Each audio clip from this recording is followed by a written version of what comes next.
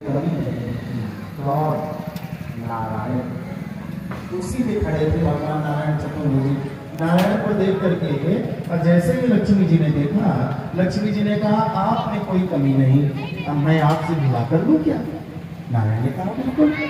लक्ष्मी जी ने कहा पर मेरी कुछ शर्तें हैं। बोले शर्तें क्या है? बोले पहली शर्त तो ये है, देखो भैया लक्ष्मी जी को स्थिर चाहते हो तो कुछ शर्तें मानो। और शर्तें क्या बता रही है लक्ष्मी जी? बहुत अच्छी शब्द दे रही है। उच्चैलिनम दंतमलोपधारणम वाहवासनम निष्ठुरभाषणम।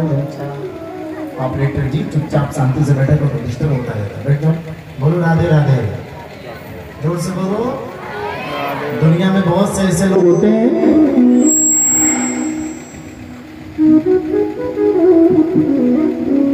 दुनिया में बहुत से ऐसे लोग होते हैं जो बैठे होते हैं तभी अच्छे लगते हैं। जैसे कथा सुनने वाले श्रोता, अगर ये खड़े होकर कथा सुने तो पंडाल में अच्छा लगेगा, बोलो।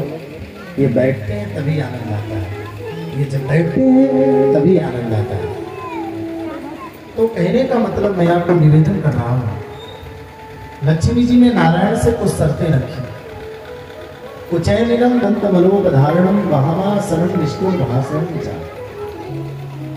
लक्ष्मी जी कहती है नारायण अगर हमें पाना चाहते हो तो गंदे वस्त्र जो पहनता है मैं उसको पसंद नहीं हूँ। आनंद लेते हैं भागवत कथा का। दंतमलोपधारणम, जिनके दांत गंदे होते हैं लक्ष्मी जी उन पे नाराज हो जाती हैं। वाहवासनम, ज्यादा भोजन करने वाले पर भी लक्ष्मी जी प्रसन्न नहीं होती।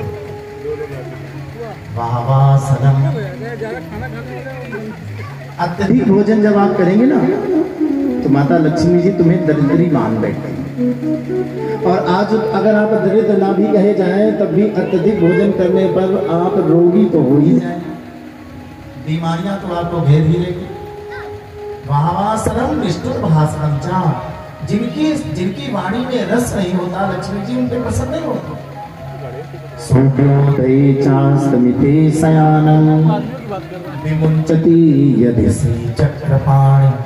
सूर्योदये चास्तमिते, जो सूर्योदय के समय और सूर्यास्त के समय सोते रहते हैं लक्ष्मी जी कभी भी उनके प्रसन्न नहीं होती। नारायण ने शर्तें मान ली और लक्ष्मी जी जो हाथ में वरमाला लिए थी नारायण जी के गले में डाल दी। बोलो लक्ष्मी नारायण भगवान जय। दोनों का विवाह हो गया, पानी ग्रहण हो गया।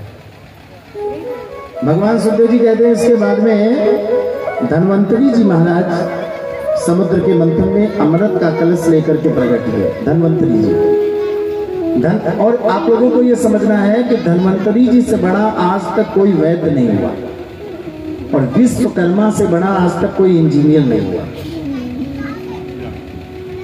धन्वंतरी जी अमृत के कलश को लेकर के जैसे ही समुद्र से बाहर आए,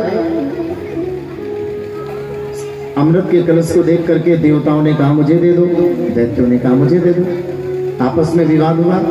धन्वंतरी जी अमृत के कलश को लेकर के बाहर खड़े हुए। 4 स्थानों में पृथ्वी में उसी कलश को रखा छिपाकर, नासिक, उज्जैन, प्रयागराज और हरिद्वार।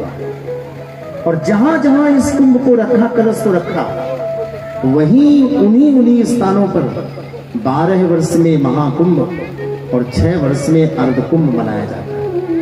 आज भी अमृत की बूंदें उसी स्थान पर छलक छलक करके नीचे गिरी।